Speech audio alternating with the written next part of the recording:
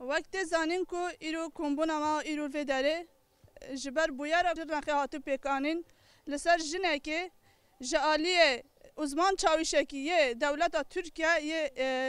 em bêje rejima faşîst ya dagirker qirker ya ku dixwaze li ser hemû civakê hemû jinan hemû zarokan hemû çand û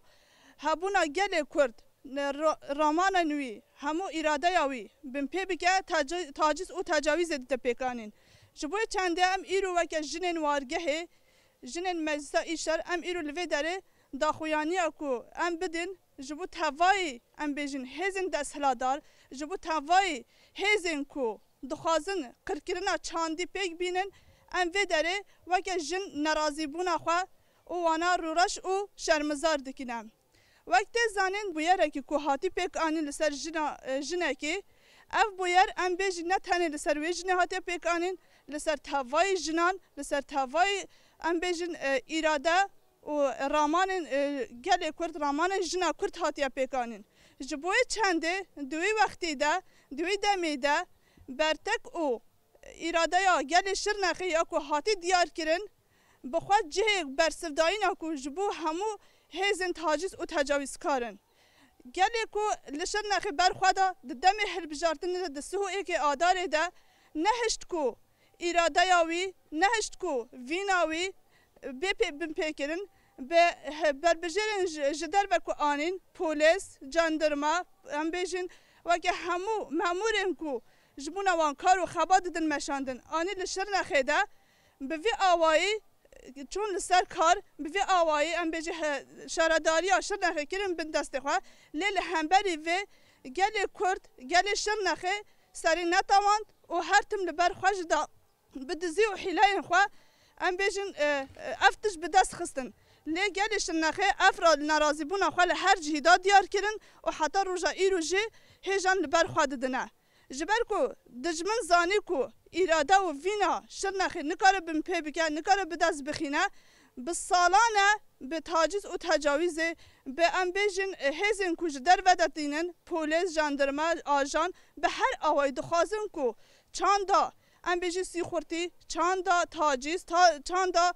em bêjin madeyên hojber bixin nav ciwanan de nav jinan de ji bo ku di aliyê şerê taybet de wana qir bikin wana tune bikin bi her awayî li ser karin hemû amûrên xwe yên şerê taybet ji bûna ku civaka Kurd ji bo ku civaka Botanê vala derbixîne vala bike tune bike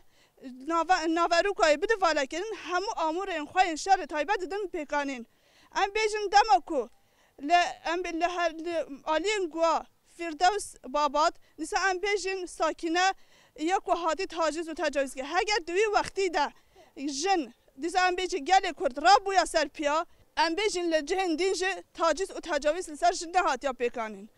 li ser vê bingehî em bêjin dû li Şirnexê bi duruşma jin jiyan azadî hemû kuçe û kolanên Şirnexê bi duruşma jin jiyan azadî hat bilinkir ji xwe dijmin ya ku dixwaze wî dengî qut bike duruşma jin jiyan azadî qut bike li ser vê dixwaze ku vî dengî bide qutkirin û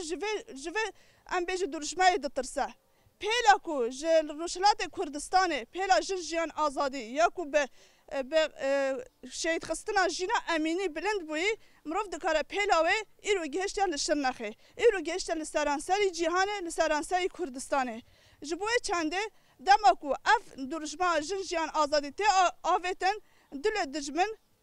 diqetî ji ber ku yani dizane ku dema ku jinekî serhildê jinekî berxwedê jinekî tekuşîn var derbikeve pêş wê hemû plan û projeyên wayên ku li ser qirkirina civakê li ser qirkirina gelê Kurd wê vala derbikeve li ser vê yani dixwazin di keseyata jin de ji bo ku vîna gelê Kurd ji bo ku îradeya gelê Kurd bişkîne îro em dibînin êrişî jina Kurd dike jina ku qedîm jina ku di Botanê de îro bi hemû awayî pêşengiyê dike îro em dibînin ku êrişî wê dike û taciz û tecawîzê li ser wê dide pêkanîn ji bo wê çendê em ji weke jinên Kurd em ji weke jinên wargeha Şehîd Rûstem Cûdî bi hemû awayî vê êrişê vê taciz û tecawîzê شرمزار دکی و روراج دکی ام دبیجن بلا همو جهی به بانگا جن جیان آزادی را بسرخوا جبر کو هگر ایرو لشنخ اف بویر پیک هاتیا و سبال دیار بکر آمده پیک وره و سبال نسر بینه پیک وره و سبال همو جه لروهای پیک وره لحزخ پیک وره همو جه پیک وره جبوی چنده دماکو سرهلدانا کو جن جیان آزادی هات گاف آوی هات آویتن پیوست لهر جه اف گاف وره پیک آنین و اف درشبه ببرند کرن جبوی چنده ام جوای که جنن